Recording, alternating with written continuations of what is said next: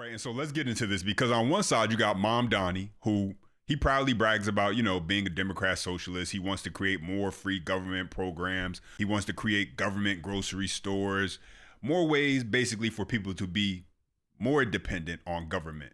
That's on one side, right? And then on the other, you have Ken Griffin, the billionaire businessman who he creates jobs, invests, he pays taxes, and brings billions of dollars into New York City. And so now we're seeing exactly what happens when two opposing sides with fundamentally different beliefs clash.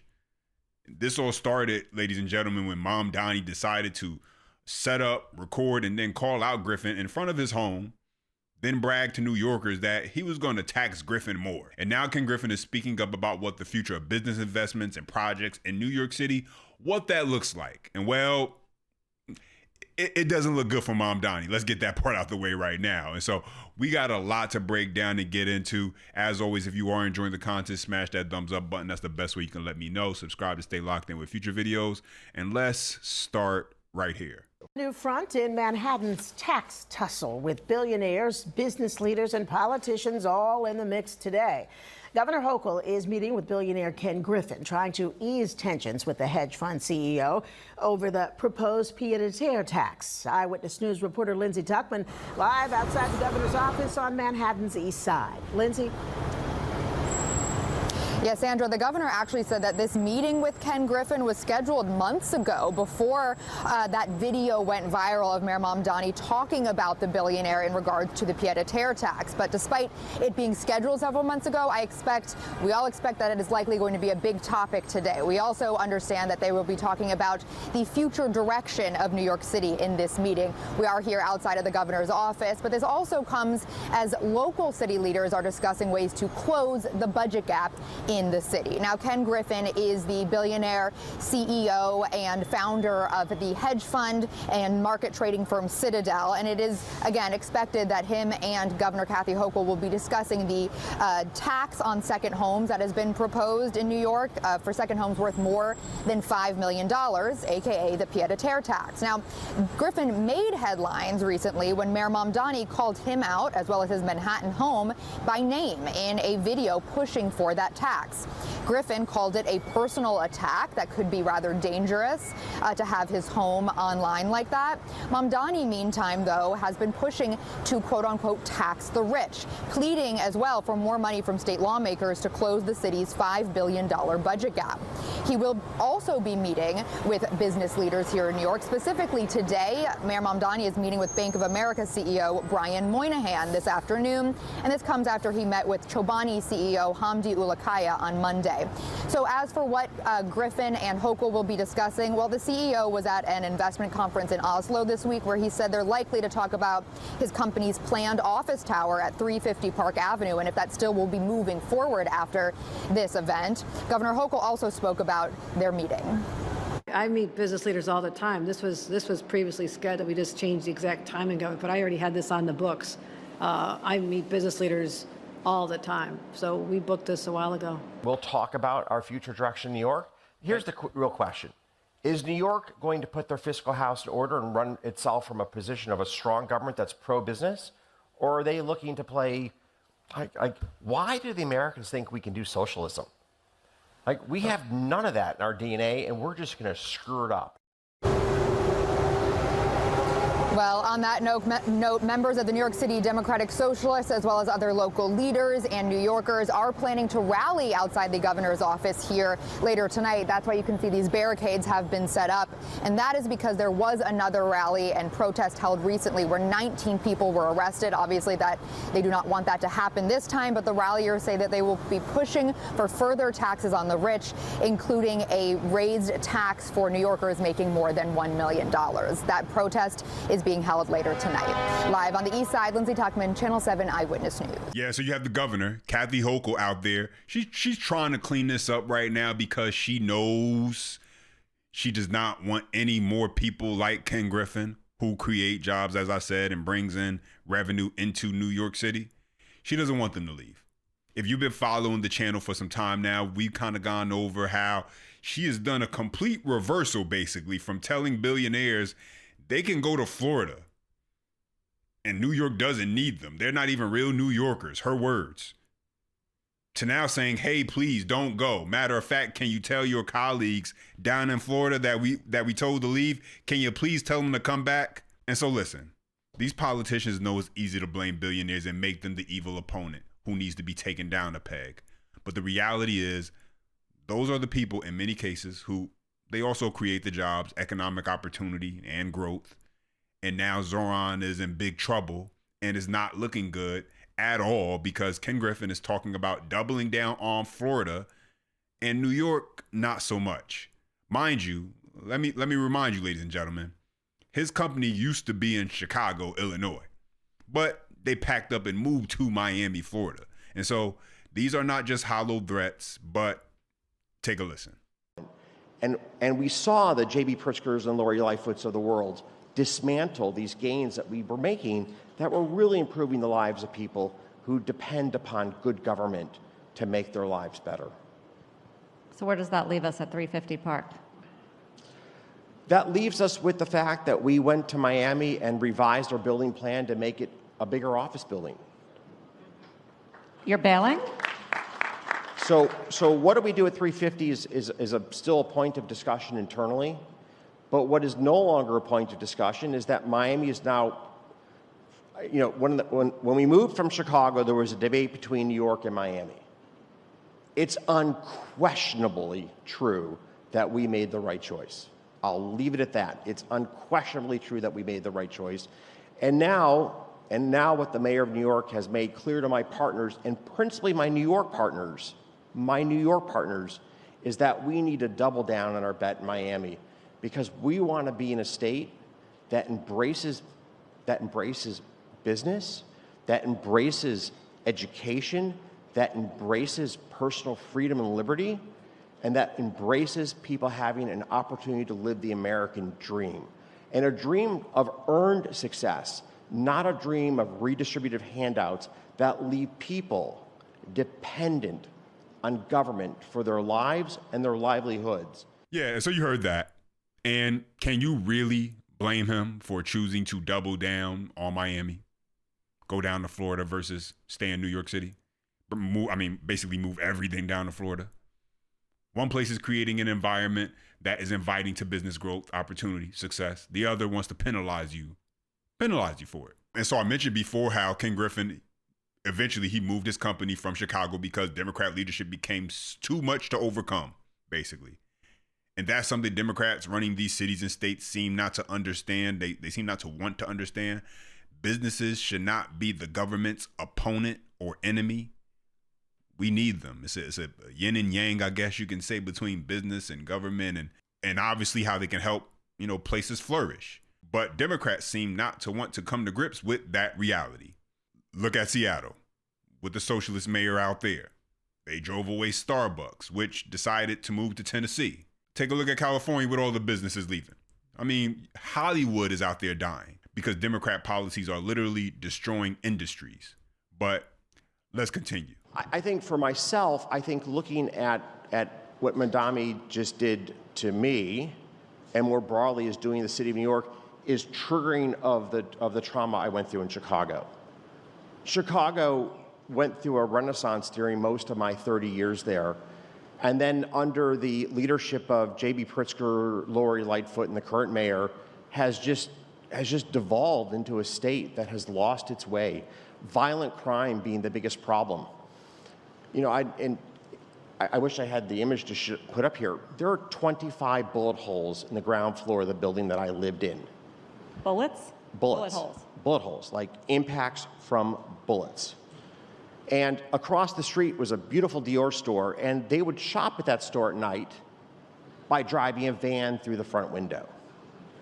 And then 50 people would run to the store, empty the shelves. That store was across the street from me. They tried to carjack my security driver outside my front door, and there were probably 5 homicides within 500 yards of where I called home. Lovely. So time to leave. Time to leave. I had a colleague stabbed outside the front door of our building. I had a colleague's house burned down by an arsonist. I could just go on for the next 10 minutes about muggings, about bullets flying through people's cars. It became impossible to recruit people to Illinois because the question would be posed. I love the job. I love the people. But will my family be safe here? And you couldn't look somebody in the eyes and go, your family will be safe here. Like you couldn't, like the best you could do is, I hope they will be. I hope they will be.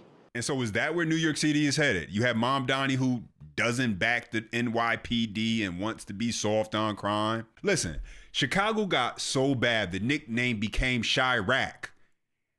And that name has nothing to do with oil in Chicago. It had everything to do with how much violence was going on and still going on in Chicago. Chirac, ladies and gentlemen. It gets to a point where even if you got a good job lined up, do you really want to move somewhere where you got to worry about your family being safe? And how are you going to attract, if you're a business, the best and brightest? And so we're starting to see New York City start to spiral more and more out of control. Is that where they're headed? But you know what? Let's get into this next clip, which is Mamdani responding to questions about Ken Griffin's statement from a reporter at a press conference. And so take a listen. Thank you. So Ken Griffin yesterday was speaking about calling your video again. He called it creepy and weird. And he said that, again, that you targeting him has just been very unfair. And he said that he's going to be doubling down his investments in Florida rather than New York City. And so I just wanted to get your take. What sort of conversations have you had with him since that video? Have you spoken with him? And what sort of concerns are you having when it comes to potential job losses? Are you looking at ways to, I guess, build up? And your economic development commissioner, have you thought about who you're going to appoint yet? Thank you. Thank you. So I'll first just start by saying that I want all New Yorkers to succeed. That includes business owners and entrepreneurs who create good-paying jobs, who make this city the economic engine not just of our state, but frankly of our country. And that also includes Ken Griffin, who is a major employer in our city. That does not negate the fact, however, that our tax system is fundamentally broken. It rewards extreme wealth while working people are pushed to the brink. It is a status quo that is unsustainable, that is unjust. And if we want the city to be one that working people can actually afford to live in, then we need meaningful tax reform that includes the wealthiest New Yorkers paying their fair share. So let me just push back on what Mamdani just said right there, because this is the classic socialist talking point where Mamdani wants to make it about billionaires. They don't pay their fair share. The tax system is broken, and that's why working class New Yorkers are struggling. But here's the problem. New York is already heavily dependent on high earners.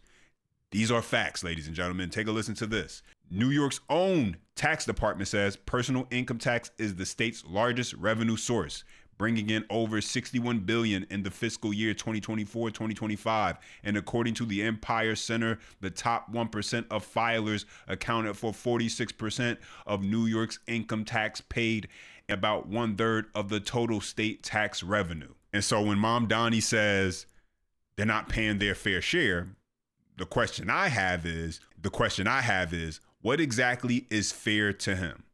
Because apparently paying nearly half of the income tax is still not enough. Let me tell you something.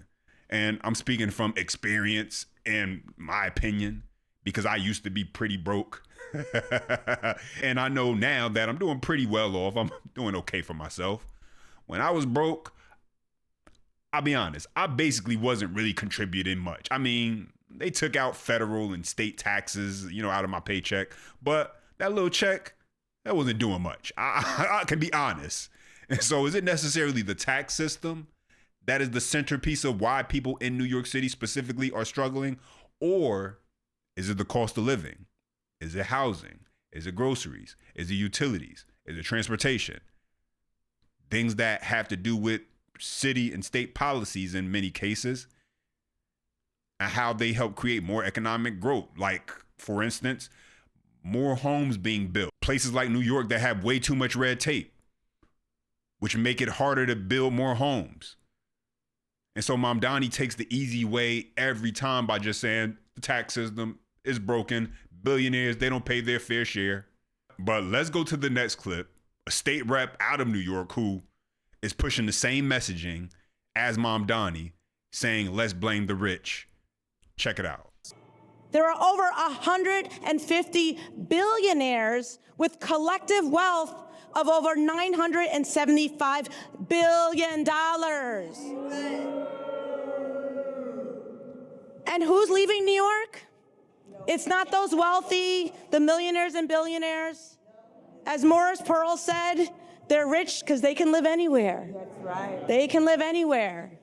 It is the working class. It is the black and brown communities. It is those that came to New York to build a life that have to leave because they can't afford it. Rent is too damn high. And the rent is too damn high. Yeah, so you heard that. Listen, at this rate, with that messaging, more business creators, more builders, the people who create thousands of jobs, they'll leave too, because it's not a friendly business environment. And so let's get into this next clip, because you had another billionaire, Fernando Realty Trust chairman, Steve Roth, go off on Zohran Mamdani during an earnings call. Take a listen. Business at Vornado continues to be excellent, and it's getting better and better. We are riding the wave of a strengthening, long-lasting landlord's market. And New York is by far and away the strongest real estate market in the country. Michael will get into the details shortly, but today I have different fish to fry. And I will ask the first question. Question: what do you make of the spat between Mayor Mamdani and Ken Griffin, and how will it affect your 350 Park Avenue development? Answer: let me begin by saying that I do not and cannot speak for Ken, but I do unambiguously stand with him. And notwithstanding the mistakes and bad form of the recent video that went viral, we are pulling for Mayor Mamdani to succeed. Let me establish my credentials. Vornado is a New York company, and I am a New Yorker, born in Brooklyn and attended DeWitt Clinton Public High School in the Bronx. Both Vornado and I are lucky to be New Yorkers. My daughter and 3 granddaughters live in the Bronx, and my son and his family live in Brooklyn. My wife of 56 years and I live and work in Manhattan. We follow the rules and we pay our fair share. Vornado will pay $560 million in real estate taxes this year, and I'm pretty sure that's in the top 3. And that doesn't begin to count the personal income taxes that I and our Vornado population pay to the city and state of New York. We work our asses off, and we are not boastful. We are very proud of our lifetime of achievements. We are the company that is investing billions to transform the Penn District. New York is a union town, and we are a union shop, employing thousands of hardworking New Yorkers in our buildings and on our construction sites. The ugly, unnecessary video stunt is personal to Ken and sort of personal to me, too. You see, Vornado and I are the developers of both 220 Central Park South residential building and the 350 Park Avenue Citadel Tower.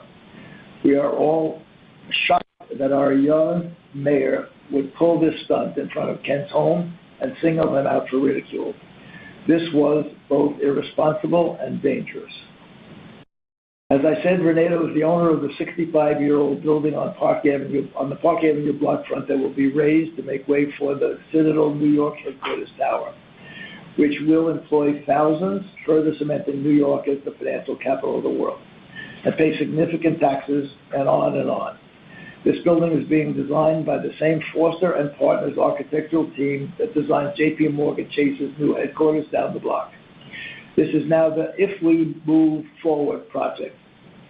Now, a project of this scale takes years, and we have already worked with 2 prior city administrations, both of whom have recognized the benefits and have been enthusiastically welcoming and supporting, as evidenced by the rare, unanimous ULIP approval for this project. Demolition began literally days ago, and we at Vornado are ready to go. And so I'm going to leave it here. It's easy to blame billionaires, but what this is really about is people who are losing in life and need someone to blame. And because you have people who don't want to really take accountability for their life's failure, they want things handed to them nowadays. Let's be real. Because they're losing at life, they need a scapegoat. And you have politicians who say, okay, we'll make billionaires the scapegoat. But my question is, why is someone else's success the reason why you are failing in life? Let's be real. There are a lot of lazy people who don't want to work. let alone work hard. And so they see someone with more than them and feel, that's the key word, feel entitled to what someone else has worked for. And so because things aren't going how they want, and because you have politicians telling them we should be taking from these people over here and giving it to you so you can be better off, that's fair. And a lot of people, they eat it all up. They drink the blue Kool-Aid. But those are my thoughts in the update. Now I want to hear from you. Drop your comments down below. I appreciate when you guys chime in. Smash the thumbs up if you enjoy the content. Subscribe for more. And as always, until next time.